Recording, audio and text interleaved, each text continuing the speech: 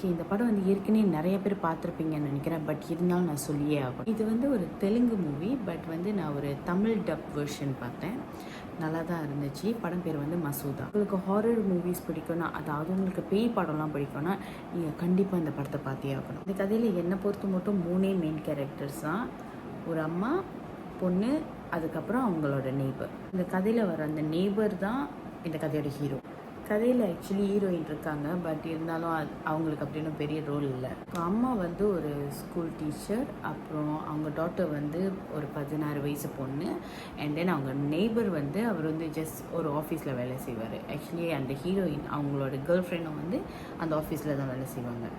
கதை ஆரம்பித்து ஒரு 30 to 40 மினிட்ஸ்லேயே வந்து அந்த பொண்ணு இருக்குல்ல, ஒரு 16 வயசு பொண்ணு, அந்த பொண்ணுக்கு வந்து பேய் பிடிச்சோம். அந்த பொண்ணுக்கு அந்த மாதிரி ஆன அப்புறமே வந்து அந்த பொண்ணோட அம்மாவும் ஹீரோவும் என்ன பண்ணுவாங்க, அவங்க 2 பேருக்கு சந்தேகம் வர ஆரம்பிச்சிடும்.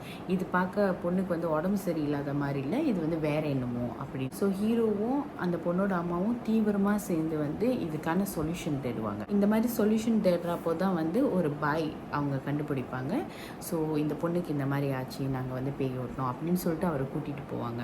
அப்போ என்ன ஆகும்னா, அவர் அந்த பொண்ணு போய் பார்த்தோன்னே அவர் வந்து ஒரு சில விஷயம் சொல்லுவார். ஸோ இந்த பொண்ணுக்கு வந்து ஆமாம் பொசஸ்ட் தான், இது பேய் தான் பிடிச்சிருக்கு, பட் வந்து இது ஏனால் ஹெல்ப் பண்ண முடியாது, இருந்தாலும் வந்து ஒரு சில விஷயம் சொல்லுவார். நான் வந்து உங்களை பெரிய பாய்கிட்ட கூட்டிகிட்டு போகிறேன் அப்படின்னு சொல்லுவார். அவர் ஹெல்ப் பண்ண ட்ரை பண்ணுவார், பட் அவரால் முடியாது. இவங்க வந்து அந்த பெரிய பாய்கிட்ட கூட்டிகிட்டு போனோட அவர் என்ன சொல்லுவார்னா, ஓகே இதில் வந்து ஒரு மர்மம் இருக்குது, ஸோ நீங்கள் இதை கண்டுபிடிக்கணும்னு சொன்னோட அவங்க அம்மானால எதுவும் பண்ண முடியாது. நம்ம ஹீரோ தான் என்ன பண்ணுறாருன்னா, அவர் வந்து அங்கங்கே போய் ட்ராவல் பண்ணிவிட்டு வேறு ஊருக்கெல்லாம் போயிட்டு ட்ராவல் பண்ணிவிட்டு அவர் தான் வந்து எப்படியாச்சும் இதுக்கு கண்டுபிடிக்கணும், என்ன நடந்துச்சுன்னு வந்து தெரிஞ்சுக்கணும் அப்படின்னு சொல்லி ஒரு ஆர்வம் காட்டி, அது வந்து அவர் நேச்சுரலாகவே ஒரு நல்ல மனுஷன். ஸோ அதனால் வந்து அவர் ஹெல்ப் பண்ணணும்னு நினைப்பார். இந்த ஹீரோ வந்து ட்ராவல் பண்ணி தேடுறப்போ தான் நிறைய இன்ட்ரெஸ்டிங்கான விஷயமும் நடக்கும். இது வந்து செகண்ட் ஹாஃபில் தான் நடக்கும். அந்த செகண்ட் ஹாஃப்லேருந்து அதுக்கப்புறம் படம் முடிகிற ஒரு 1 hour இருக்குல்ல, அதில் வந்து சீன்ஸ் வந்து ரொம்ப இன்டென்ஸாக பார்க்க கொஞ்சம் பயங்கரமாக அப்படிலாம் இருக்கும்.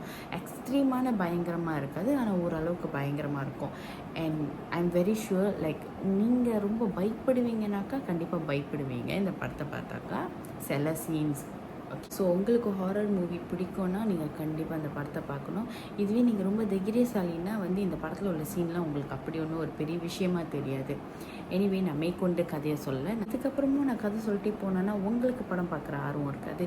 ஸோ நீங்கள் போயிட்டு படத்தை பார்த்துட்டு அதுக்கப்புறம் கமெண்ட் பண்ணுங்கள்.